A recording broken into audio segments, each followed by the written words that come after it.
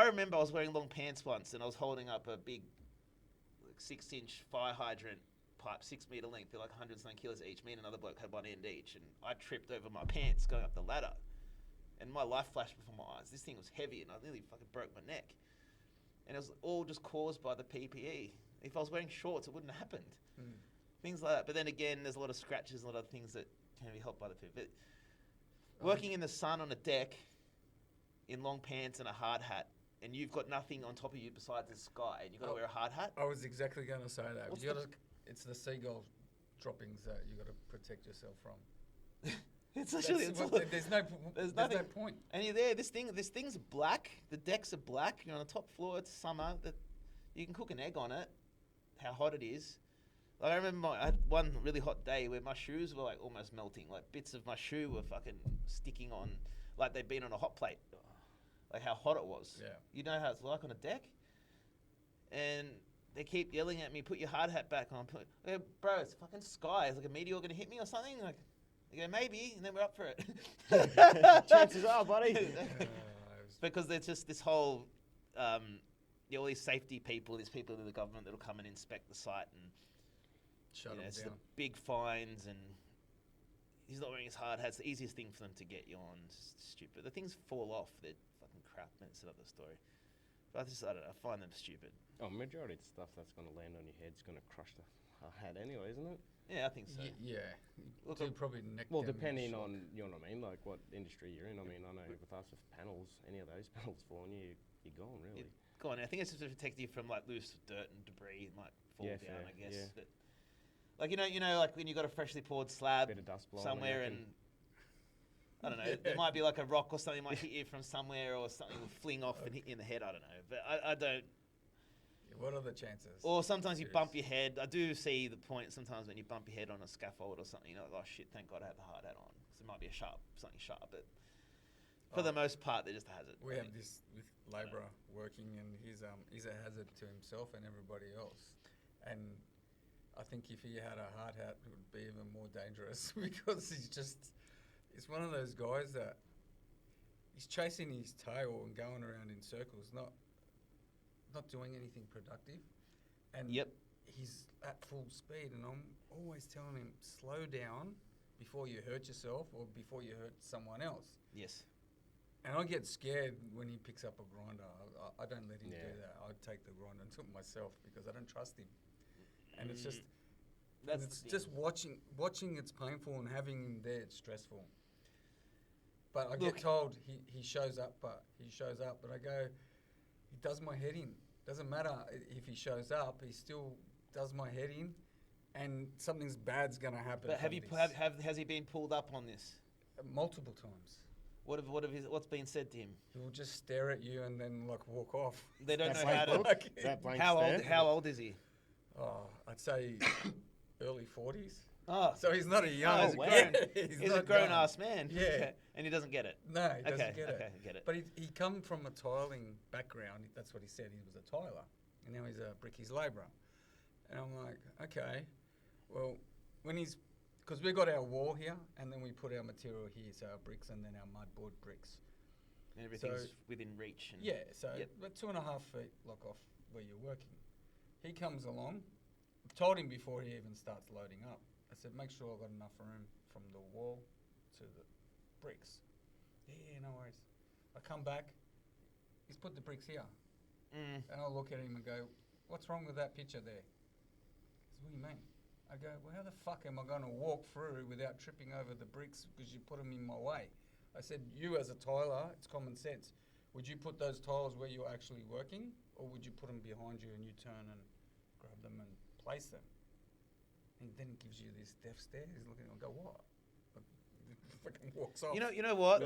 You know what? I actually understand now. We've almost had a clash, but then like I think this particular gentleman, because he's not young, he's set in his ways now, and it's very hard to get him out of it. I forgot to throw in a couple of things as well. He's got ADHD, and he's got something else which I don't know. I don't even know how to diagnose. Well, people can work with those kind of things. Like, if anything, ADHD can make you better. Yes, but the other plus thing, I don't know what it is. Yeah, no, that's fair. Look, if it's a personal thing with him, then.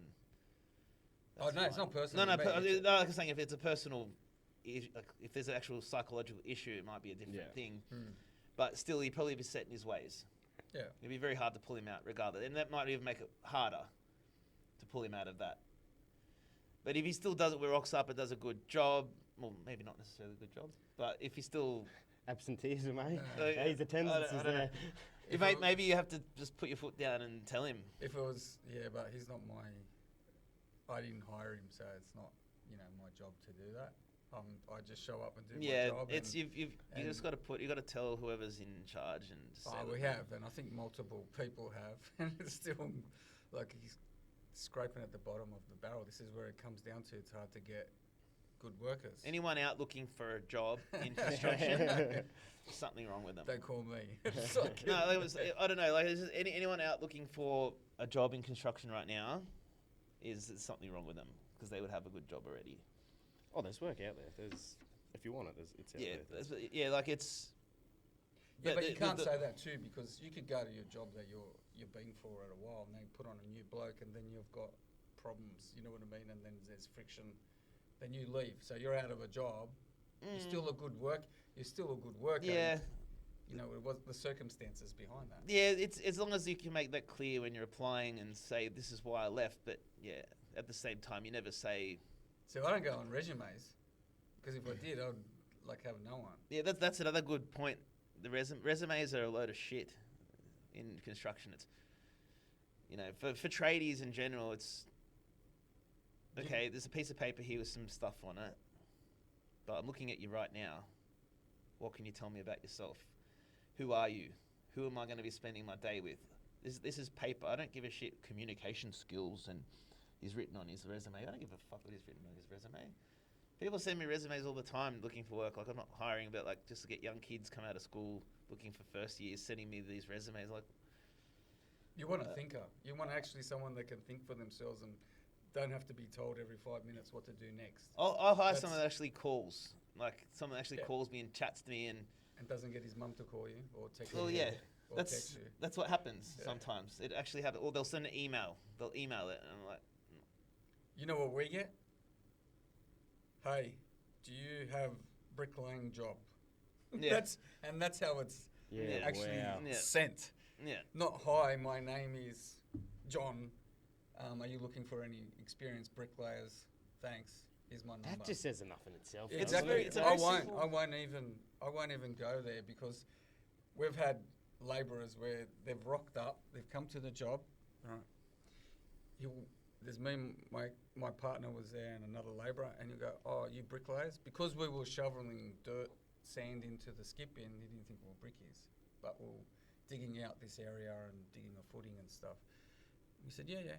So we had a skip bin on the nature strip out in the front yard. Where we were working, it was only probably 4 or 5 metres walk to the bin and then tip it all in. Yep. So we explained to him, grab the sand, tip it in the bin. He's going, oh, okay, no problem. So we're watching him, and then every 5 minutes he's getting his Coca-Cola out and then having a cigarette, and he's shaking like this.